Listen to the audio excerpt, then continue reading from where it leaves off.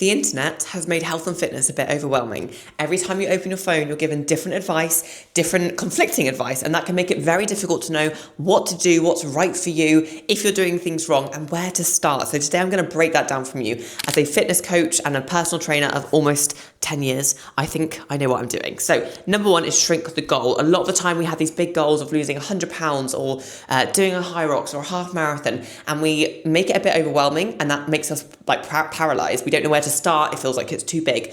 So maybe your goal is just to lose a pound this week, and that's the goal. Shrink the goal, make it smaller, or to get 2 runs in this week. Think about the next week rather than the end goal. Don't get me wrong, knowing where you're going is important, but short term, shrink that goal. It's going to make it so much easier. If you know that your only goal this week is to lose a pound, that makes it much easier to think, okay, that means I need to be in a 500 calorie deficit. I do that by doing this. Suddenly it feels much less overwhelming and much easier to start. There's much less friction.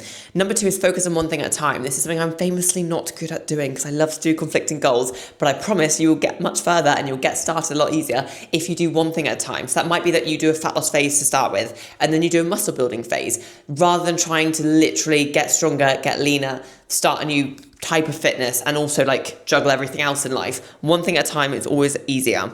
Define what good enough looks like.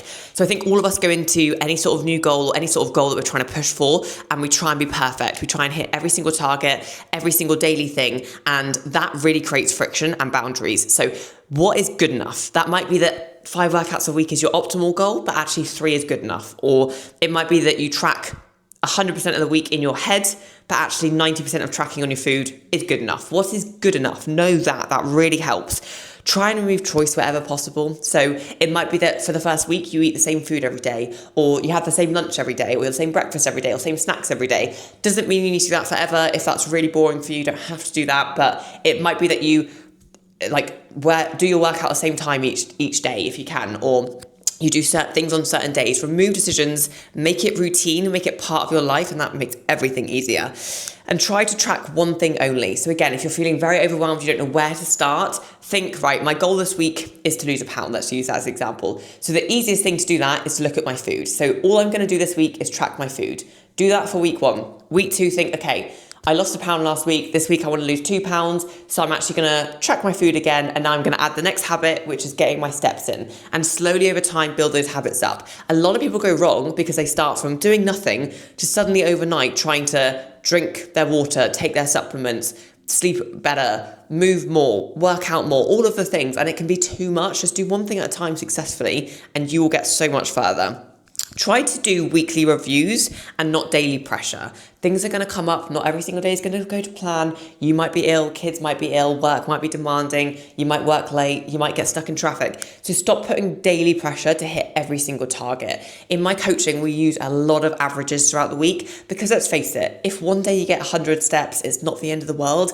It is an issue if you do that all week though. So we look at the averages, we look at what we can do to create systems and make things smoother, and that really helps. So less daily pressure, but more weekly reviews. Every single week, whether you're working with a coach like myself or not, look at your week before. Go, okay, this didn't go well, but I can learn from this. Or, okay, I did do my one thing for this week. This week I'm going to add one more. Again, it's not about being perfect or ticking every single box every single week, but it is about building on the boxes every single week. That's really important. Try and plan for your hardest day of the week. A lot of people will do really well Monday to Friday, and then weekends suddenly like the kids have no routine, or they've got a really social weekend or a lot of alcohol involved, and before you know it, they've completely derailed themselves for the week. Plan ahead. So on Monday or even Tuesday, plan, or even Friday, plan for that weekend. Know what you're going to do. Make it intentional decisions and think, okay, what can I control? Maybe I could plan my food earlier in the day and know what I'm going to eat for breakfast and lunch. Maybe it's I'm going to save some calories Monday to Friday to give me some like flexibility with the alcohol on Saturday. Maybe I'm going to plan what I'm going to drink on Saturday. Maybe I'm going to plan my food for the Sunday. Like whatever you can plan, that is going to really help on the hardest days. And that's going to make the whole week easier because suddenly if you can do the hard days, you can definitely do the easy days.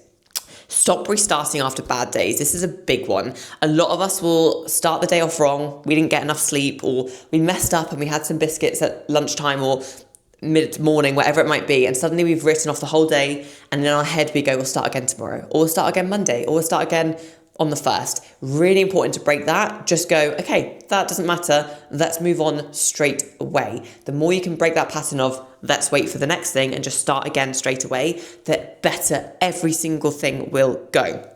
And really focus on the actions and not just outcomes. A lot of people will get derailed or give up when they haven't lost that goal weight of a pound that week, and they'll derail themselves and go, I failed. But actually, if you did hit all your steps for the week and you got your workouts in and you ate all your food and you did everything great, but your scale weight didn't move, that doesn't mean you didn't hit progress. It might have been that you just ate a bit of salty food and you're holding a bit of water. Might be that maybe digestion's a bit slow. Might be that you didn't get a good night's sleep the night before. Might be that your hormones and it's your period. Like, so many factors come into outcomes and we can't always control them. We can't always control how our body responds. There is a lot of things we can do, but we can't always control that. Focus on the actions. That is actually what's in your control. And if you do that over the larger time frame, that's what's going to get you the outcome you're for after. And just redefine consistency. I think a lot of times people still think consistency means showing up every day relentlessly and being perfect and hitting 100% of targets. Set that barrier lower. What does consistency actually mean? It means that maybe on average for the year, you do 2 workouts a week for the average of the year. And that might mean that some months you get 3 or 4 a week. Some months you might only get 1 a week, but for the year, you've got 2 a week. And that's going to get you a lot further than stopping and starting constantly, or some weeks just giving up altogether because you didn't get the outcomes you want. Hopefully this has removed some overwhelm and made you think about where you could start or where you might be able to start. And if you're not sure how to reach your health and fitness goal, or you feel like you need a bit more of a clear roadmap specific for you, drop me a message or go and follow me over on Instagram. Drop me a message there at live__coach. I'll also put my application form below and I can contact you directly if you need any free support. I'm here to help. I want you to get started on your health and fitness journey or continue it and know what you need to do long term. And if you aren't following me already, make sure you go subscribe for bi-weekly videos.